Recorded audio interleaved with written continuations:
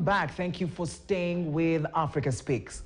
Now, payments are a crucial part to keep any business running. How organizations and businesses make and collect payments has radically shifted in the last 2 or 3 years. Students or parents queuing to make payments at the bazaar, churches giving envelopes to collect offerings, restaurants receiving cash payments, or real estate agents going around to collect rent.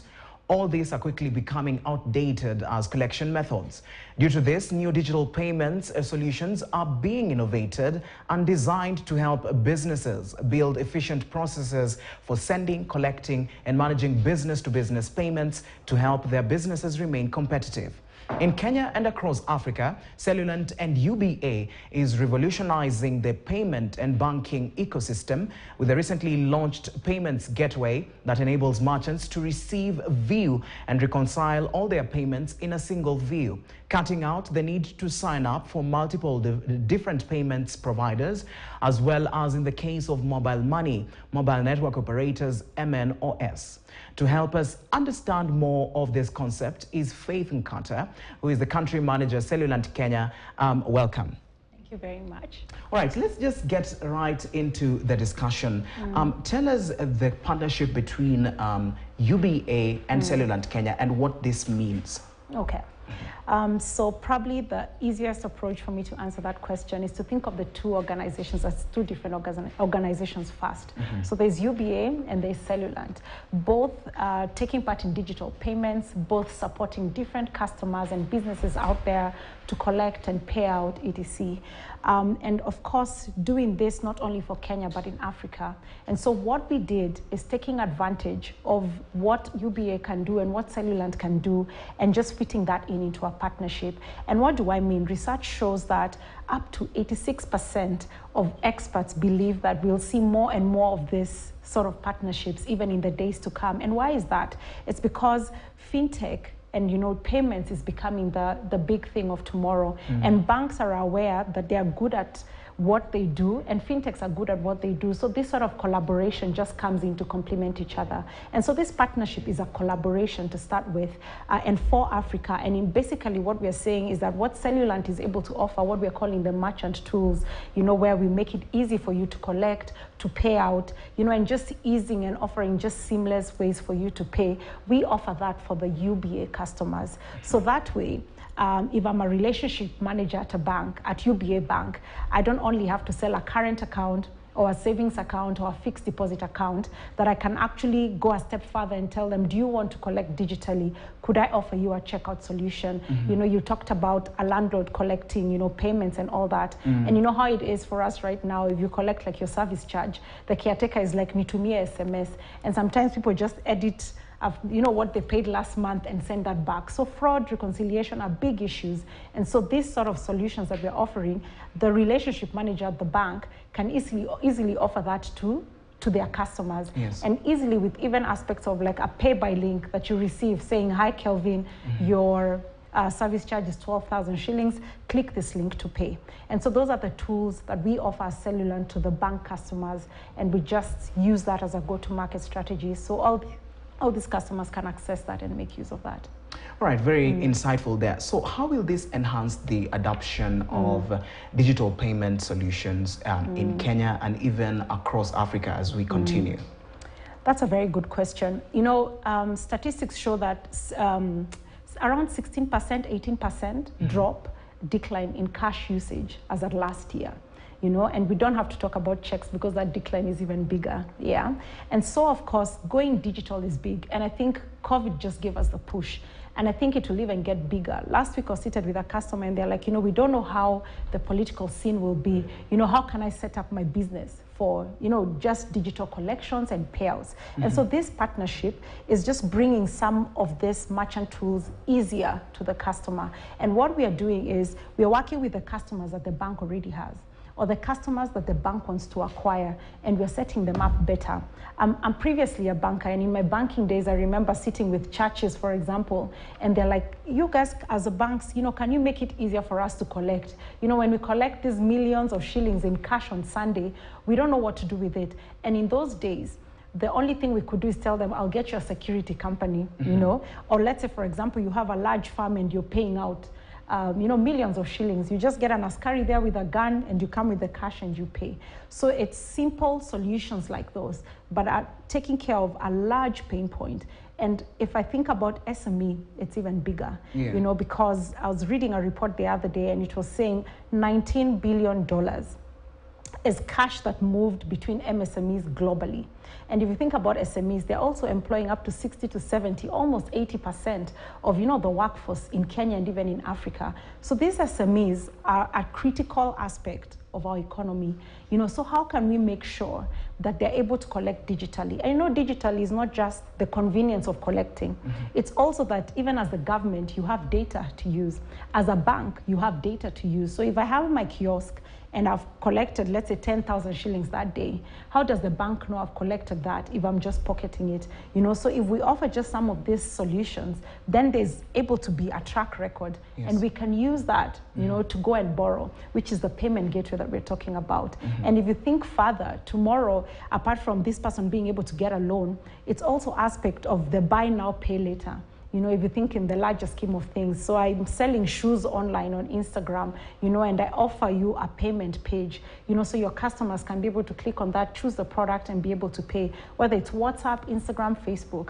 And, you advance that SME with their e-commerce platform, 2 steps ahead. Tomorrow we can be talking about the real actual GDP of Africa and of Kenya, and makes it easier. And if you think about someone who started their biashara in Kenya as well, and I want to expand, how will I do that? It's extremely difficult if you think about sending money to somebody right now in any aspect of Africa. But with the partnerships that we have as Cellulant, we open that up for UBA and their customers. So whichever part of Africa you're in, you can be able to pay. And I dare say the world, so when we look at Africa, it's one continent, not just 54 countries, just a full continent, and all these payments made easier all through.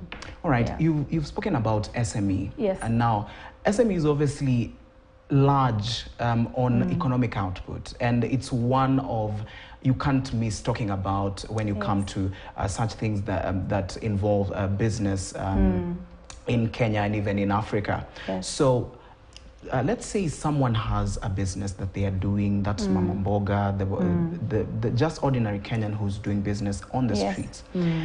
How easy are they going to get this platform, and how does it even work, so that at least if they're out there, they can know this is how it works, and this is how I can use it?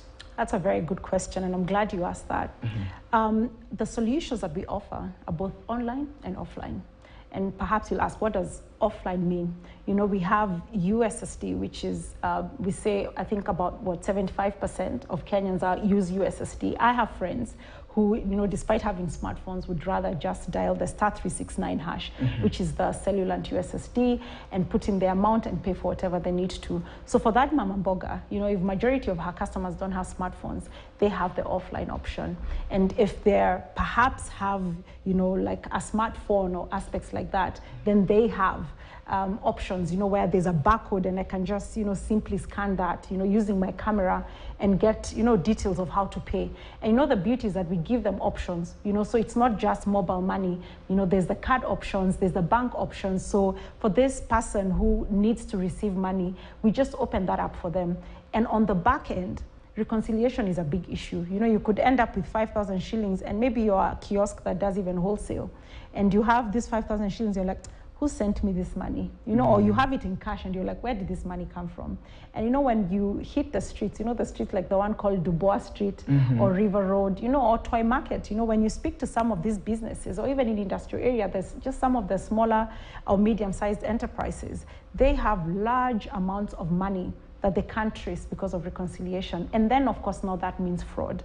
So this payment gateway also just comes in to just pick all these fragmented, payment methods, because if I'm being paid by M-Pesa, cash, Airtel, etc., then we are able to bring that into one dashboard. So it's easier for you to just see all this in one page, and then reconciliation nightmare is, just cleaned off, and it's easier for this business person.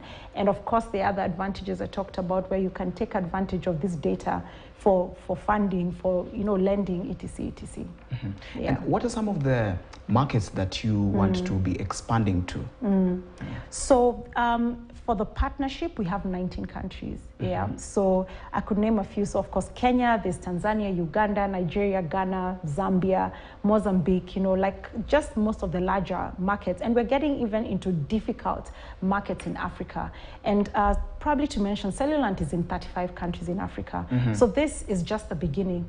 We see ourselves expanding into more. So this 19 is just the beginning. And you can imagine with starting that off, it means if I'm a business person in any part of these 19 countries, I can be able to collect in every other country or expand my business into all these other countries.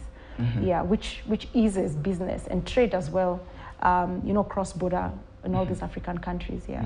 And even as you speak about where Cellulant is, where it works in the countries in Africa, what are some of the challenges that you've encountered while doing this? Because as you interact with very many people, there may be challenges that maybe you've gotten solutions to. So what are they, and what are some of the solutions that we've come up with? That's a very good question. So it's interesting how fintech has evolved. If I take you back, when probably we were younger, I'm assuming we're the same age, where you'd send money wrapped in a bag, through a matatu and it gets home. That was a challenge. We solved that with the, M-Pesa and aspects of just different things happening with digital banking. So of course there's that part. And then comes the aspect of where you're a business person and you still have people coming there with cash, and you have to work around offering them attractive options that ensure that they go like, okay, tomorrow when I come to buy something here, I'll come with card or M-Pesa or Airtel, Telcom, etc. So we've been able to, I think, convert most of the market in that sense, and like I said earlier, COVID advanced that even more. I think now the biggest problem, and I think I've touched on it a bit, has been fragmentation. That's A. And then B, I think just to ensure that it's affordable. Yeah, because right now, if you want to make payments across borders, it's extremely expensive. So being able to offer these seamless solutions at an affordable, price is a big deal. And I think with this partnership, it's something we've been able to curb and solve for. I think the other important thing is convenience. Until today, making payments in Kenya, and I think most parts of Africa, is not convenient. Think about when you go to a restaurant, and you make your payment, then they're like, niandikie yo code, or you go to, you want to pay your school fees and you have to get a piece of paper somewhere, write the admission number, then the account number, then now start to pay school fees. And they still expect you to forward that message to the school, or some schools still ask you to get a receipt from the bank and walk to the bazaar and pay. So there's still those sort of gaps, and a lot of these sectors have been slow to adopt. And sometimes I think maybe there's an aspect of fraud. And also, I guess, just people wanting to be comfortable and use what they're comfortable with. But I think with the solutions, not only taking care of the merchant, but the consumer, the customer coming to the merchant, we're beginning to see that shift. And also tomorrow, where this school knows, I need this data, to send more information to the parent, or, to use it with the bank, etc., then now they will easily move faster. And so I think if we're looking at this ecosystem 3 years from now, we will see a change. We'll hardly have anyone asking for codes. We'll hardly have people walking from here to 100 meters to even withdraw cash. I think some of those gaps and pain points will have left the ecosystem. All right, thank you so much for joining us and discussing about this, and just giving us some of the things that we need to know. Thank you so much. Thank you as well for having me. All right, that has been Faith Nkatha, and she's just spoken broadly about this. Now we're going to be moving on to